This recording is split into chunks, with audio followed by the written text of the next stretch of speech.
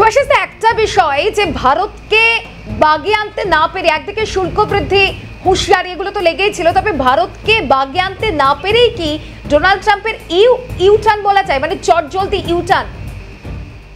Absolutely ভারতকে বাগিয়ে দেখুন, একটা কথা খুব বাস্তবিক ভাবে ভাবতে হবে, ডিপ্লোমেসি তো মঙ্গল গ্রহ থেকে আসে না। সুতরাং ডিপ্লোমেসি যারা করে ভারতের হয়ে তারা ভারতীয়, এবং ভারতীয়দের আপনি যদি সমাজ ব্যবস্থা দেখেন বা একটা ভারতীয় ছেলে বা মেয়ের বড় হয়ে ওঠার সমাজ ব্যবস্থা দেখেন, আমি আর আপনি যে এনভায়রনমেন্টে বড় হয়েছি, আমরা পয়েন্ট টু পয়েন্ট নেগোসিয়েশন করে বড় হয়েছি।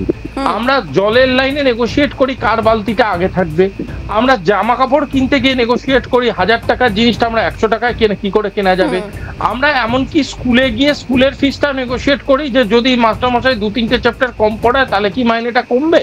সুতরাং নেগোসিয়েশনের আমাদের কোনো লিমিট নেই। আরেকটা জিনিস ভারতীয়দের মধ্যে অসাধারণ আছে, সেটা হলো ভারতীয়রা কোনো জিনিস সম্বন্ধেই ফেস করতে ভয় পায় না।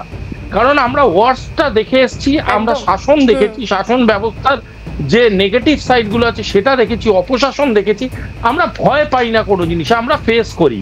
এবং সেই ক্ষেত্রেই আমরা যখন ট্রাম্প আমাদেরকে বিভিন্ন রকম ভাবে চাপে ফেলার সৃষ্টি করেছিল, তখন অ্যাজ এ নেশন আমরা সেটা ফেস করার জন্য তাকে ডাইরেক্টলি যেটা বুঝিয়েছি যে বস, দিস ইজ আওয়ার ক্রাইটেরিয়া, তুমি ভাই আমাদের সাথে ব্যবসা করতে হলে করো, নাহলে আমাদের যেভাবে তুমি প্রচার মাধ্যমে গালিগালাজ করছো, খারাপ কথা বলছো, নন ডিগনিফাইড অ্যাপ্রোচ দেখাচ্ছ, সেগুলো দেখাতে থাকো, ডাজন্ট ম্যাটার টু আস। তো সেইটাই যখন এই অ্যাপ্রোচটাই যখন অ্যাবজর্ভড হয়েছে, তখন ট্রাম্প বুঝতে শুরু করেছে যে this is not a fun game anymore, it is much much dangerous than a fun game. তখন ট্রাম্প আস্তে আস্তে ব্যাকফুটে যেতে শুরু করেছে, কারণ ট্রাম্পের নিজস্ব সেনেট, ইলেকটোরাল কলেজ, এমনকি ভোট ব্যাংকও কোথাও গিয়ে বুঝতে পারছে this is not going to be good for America. তার জন্য সুভাষদা একটু সঙ্গে থাকতে বলবো, কারণ এই গোটা পরিস্থিতির নিরিখে, গোটা পরিস্থিতির পরিপ্রেক্ষিতে এস জয়শঙ্কর তিনি কি বলছেন তা জানা অত্যন্ত গুরুত্বপূর্ণ। দেখুন কি বলছেন তিনি। Prime Minister Modi obviously attaches enormous importance to our partnership with the United States. Where President Trump is concerned, he's always had a very good personal equation with President Trump. But the point is, look, we are engaged, we remain engaged with the United States, and at this time, I can't say more than that, but that's really what I would say.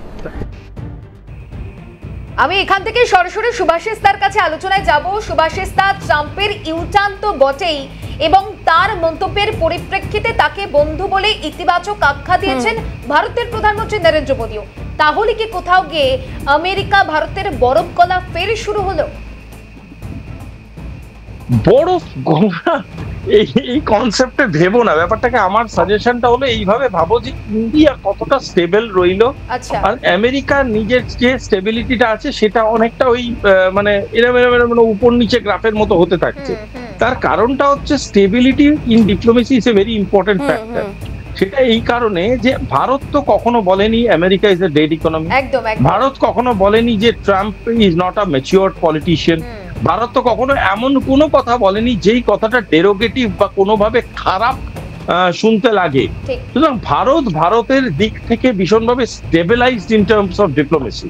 কিন্তু Trump যে কথাগুলো বলেছে, এখন সে কথাগুলো থেকে, তোমাদের ভাষাতেই বলছি, ইউটার্ন নিচ্ছে, সেই কথাগুলো থেকে নিজের জায়গা থেকে ডিফ্লেক্ট অ্যান্ড ডাইভার্ট করছে। তার মানেটা কি? যে স্টেবল পজিশন ধরে রাখতে পারে না ডিপ্লোমেসিতে, সে তো একটা হাসির কারণ খোরাক হবেই, স্বাভাবিক ব্যাপার। ভারত কিন্তু সেদিনও যা বলেছিল আজও তাই বলছে, we have good relation with United states, we are doing good business with United states. United states এর বোঝা উচিত কিছু কিছু জায়গায় কনসিডারেশনের ফ্যাক্টর যেখানে এখনো ভারত দাঁড়িয়ে আছে। সুতরাং ভারত তো নিজের পজিশন চেঞ্জ করেনি, বড় যা বলো সেটা তো আছে ট্রাম্পের গ্লাসে। সুভাষিস দা, আপনার কথার পরিপ্রেক্ষিতে একটা প্রশ্ন মনে জাগছে, তা হলো যে কোনো একটা জায়গায় গিয়ে কি এই যে ভারতের সঙ্গে যে সম্পর্ক, তার নিরিখে দেশের অভ্যন্তরেই চাপে পড়ে এই ভোলবদল মার্কিন প্রেসিডেন্টের?